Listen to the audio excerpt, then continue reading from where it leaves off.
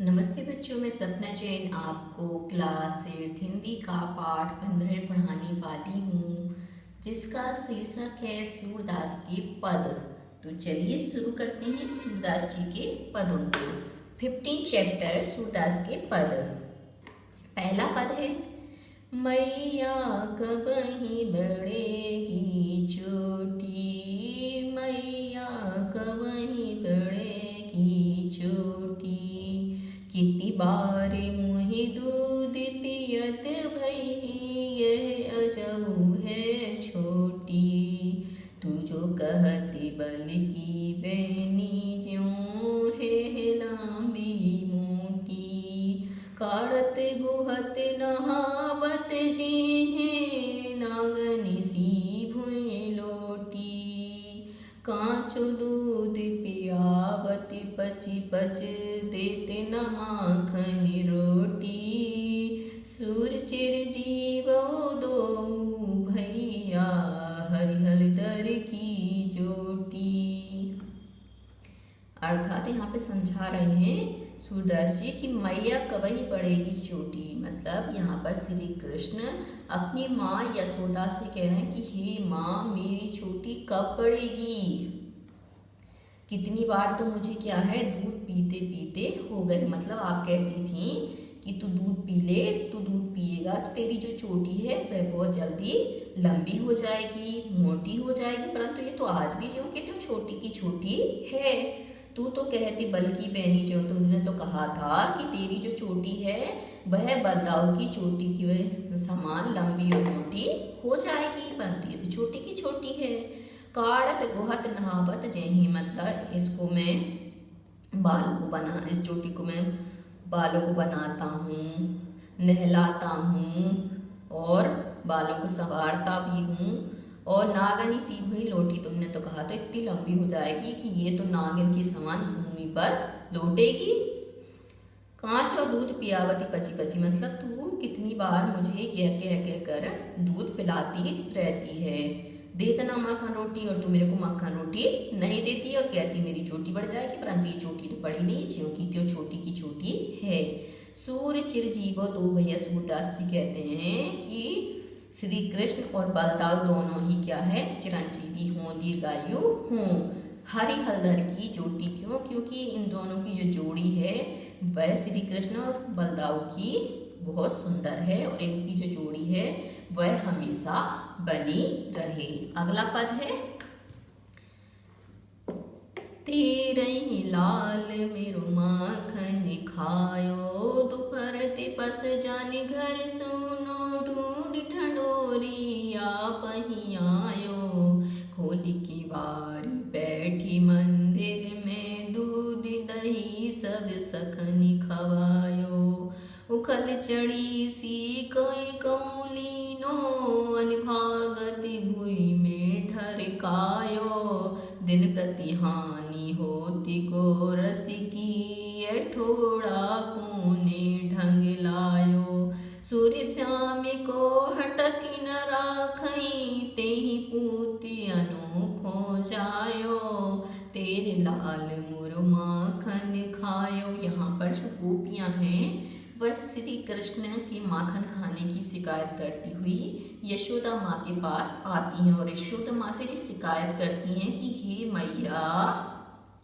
तेरे पुत्र ने मेरा पूरा माखन खा लिया है, और कैसे मेरे घर में आता है, कैसे खाता है, कैसे अपने मित्रों को खिलाता है, पूरी जो उनकी कथा होती है उसको बताती हैं। कि दोपहर दिवस जानी घर सूनो, मतलब दोपहर के समय जब घर सूना पड़ा हुआ था तो वह क्या है, सुनसान जगह में वहां पर आया, उसको ढूंढते हुए, और अपने आप आया, और आकर के उसने धीरे से दरवाजे खोले और मंदिर में बैठ करके दूध दही सब खा गया। ऊपर से अपने मित्रों को भी लिया और उनके मित्रों को भी उसने खिला दिया। उखल चढ़ी सी के लुगिन, मतलब मैंने तो जो माखन था वह क्या है, सी के, सी का होता है मतलब पहले के जमाने में बिल्ली कुत्ते वगैरह से चीजें बचाने के लिए, क्योंकि घर में ही पलते थे, तो एक ऊपर है ना सी का जैसे झूला होता है, अपन झूले पे नीचे झूलते हैं, ऐसे झूले ही टाइप का एक रहता है गोल गोल, तो वो ऊपर बांध दिया जाता, उसी में क्या करते हैं ये लोग मक्खन वगैरह, मटकी वगैरह मक्खन की रख देते हैं। तो उसने बताया कि मतलब सीके पर रखा हुआ तो ये ऊपर चढ़ गया और अन्न भागत भूमि में ढरकायो, और क्या है बहुत सारा तो इसने भूमि पर भी माखन ढड़का दिया। उसने उतारा होगा, उतारते में क्या है जो सीके में से उतारते टाइम जो मक्खन है वह क्या है जमीन पर भी गिर गया। दिन प्रति हानि होती गौरस की, मतलब दिन प्रतिदिन जो गाय की रस की हानि हो रही है, मतलब जो हमारा मक्खन है वह गिर रहा है, ये लोग खा रहे हैं और हमारे घर में नहीं बचता है।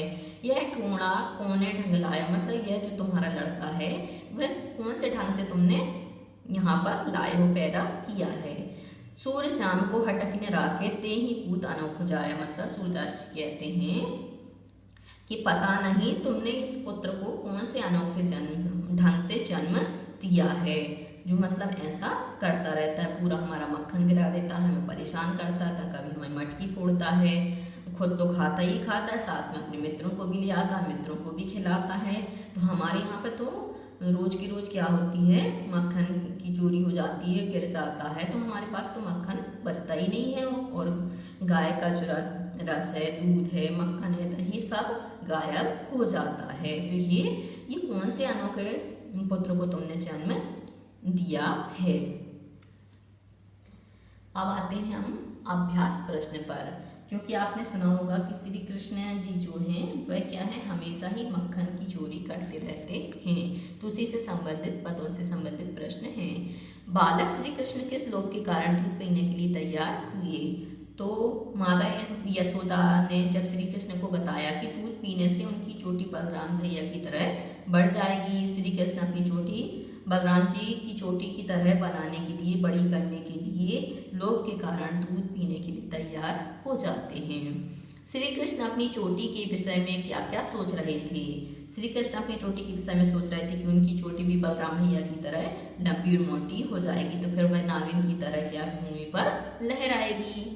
दूध की तुलना में श्री कृष्ण कौन से खाद्य पदार्थ को अधिक पसंद करते हैं। तो दूध की तुलना में श्री कृष्ण माखन, मिश्री और रोटी को पसंद करते हैं। ते ही पूत अनोख्यो जायो, पंक्तियों में ग्वालन के मन के कौन से भाव मुखरित हो रहे हैं। तो यहाँ पे ग्वालन कहना चाह रही है कि यशोदा मैया ने कैसे मतलब पुत्र को पाया है और उससे ईर्ष्या की भावना व कृष्ण का उसका माखन चुराने का क्रोध के भाव हैं वह मुखरित हो रहे हैं, इसलिए वह यशोदा माँ को उल्हाना दे रही कि तूने कैसा पुत्र उत्पन्न किया है जो कि माखन चोरी करता रहता है। मक्खन चुराते और खाते समय श्री कृष्ण थोड़ा सा मक्खन बिखरा क्यों देते हैं। तो मक्खन खाते समय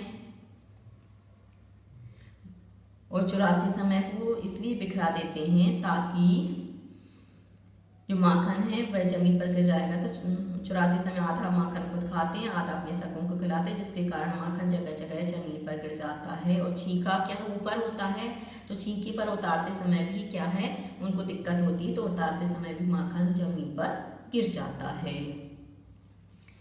दोनों पदों में से आपको कौन सा पद अधिक अच्छा लगा और क्यों। तो दोनों पदों में से मुझे पहला पद अच्छा लगा, क्योंकि यह बाल स्वभाव की बात श्री कृष्ण की बताई है कि श्री कृष्ण किस प्रकार दूध पीने में आनाकानी करते हैं। आप भी आनाकानी करते हो, अधिकांश बच्चे दूध पीने में आनाकानी करते ही हैं।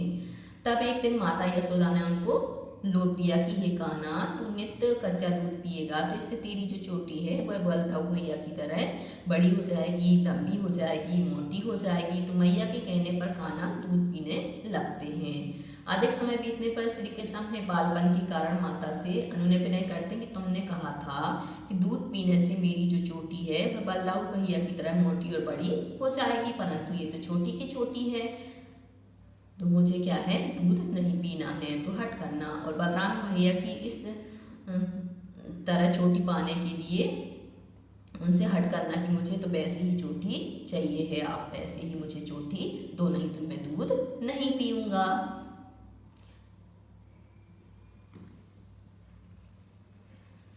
अब है अनुमान और कल्पना। दूसरे पद को पढ़कर बताइए कि आपके अनुसार उस समय श्री कृष्ण की उम्र क्या रही होगी। मेरे अनुसार तो 4-5 साल से लेकर 7-8 साल की रही होगी, क्योंकि ये सब चीज़ें इसी उम्र में बच्चे करते हैं। आपने भी की होंगी, यदि आपने नहीं की तो आपके छोटे भाई बहनों को आप देखेंगे तो वो इसी प्रकार की हरकतें करते हैं। ऐसा हुआ हो कभी कि माँ के मना करने पर भी घर में उपलब्ध किसी स्वादिष्ट वस्तु को आपने चुपके चुपके थोड़ा बहुत खा लिया हो, और चोरी पकड़े जाने पर कोई बहाना भी बनाया हो। अपनी आप बीती की तुलना श्री कृष्ण की बाल लीला से कीजिए। तो ऐसा होता है कि जैसे मान लो कि मेरे को सफ़ेद रसगुल्ले बहुत ज़्यादा पसंद हैं, तो मैंने क्या किया था, सफ़ेद रसगुल्ले को चोरी से निकाल के खा लिया था। जब मेरी माँ को पता चला कि इसमें इतने सारे रसगुल्ले थे, कहाँ गए, तो मैंने बहाना बनाया कि माँ वो तो है ना गिर गए थे, और गिरने के कारण मैंने उठा के उनको गाय को खिला दिया है। परंतु माँ मेरी समझ गई थी और जल्दी से उसने मेरे को इस घटना से पकड़ लिया कि ये गिरे नहीं, इसको तुमने ही खाया है। अगला है, किसी ऐसी घटना के विषय में लिखिए जब किसी ने आपकी शिकायत की हो और फिर आपके किसी अभिभावक, माता पिता, बड़ा भाई बहन इत्यादि ने आपसे उत्तर मांगा हो। तो एक बार हुआ था कि एक जो नकली सांप होता है, तो मेरा भाई बाहर पढ़ता था ग्वालियर में, तो ग्वालियर से वो क्या एक नकली सांप लेकर के आया था। तो सांप से पहले तो मैं बहुत ज़्यादा डरी, और डरने के बाद फिर मेरे को क्या है, जब पता चला कि ये तो नकली सांप है, तो मैं भी उससे खेलने लगी। तो जैसा भाई मेरे साथ करता था, मुझे उस सांप से शुरू में डराता था, तो वैसे ही मैं उस सांप को लेकर के बाहर अपनी सहेलियों के साथ खेलने के लिए चली गई। तो मैं अपनी सहेलियों के साथ खेल रही थी, उनको डरा रही थी, तो अचानक एक छोटा बच्चा होता है, तो वो उस सांप को देख करके डर के भागता है। तो वहाँ पर जो एक ट्रैक्टर होता, तो ट्रैक्टर में जब हम खुदाई करते हैं तो वहाँ पर एक फ्रेम लगा रहता है त्रिकोण वाला ऐसे, तो जिससे खेत जोता जाता है, तो वो वहाँ पर उसमें लगा हुआ था। तो उससे जाके वो बच्चा टकरा जाता है डर के मारे, तो उसके सिर में चोट आ जाती है। तब उसकी मम्मी पापा मेरी शिकायत करने के लिए मेरी मम्मी के पास आते हैं। तो मैं बहुत ज़्यादा डर गई होती हूँ, तो डर के मारे मेरी जो बड़ी माँ होती है, मैं उसके पास सो जाती हूँ, और वो आके मेरी मम्मी को बहुत सारा उल्टा सीधा सुनाती कि तुम्हारी बेटी ने ऐसा किया वैसा किया, जबकि मेरी कोई गलती नहीं थी। फिर भी मेरे को इतना डर लगा मेरी माँ से कि पता नहीं मेरे साथ अब क्या होने वाला है।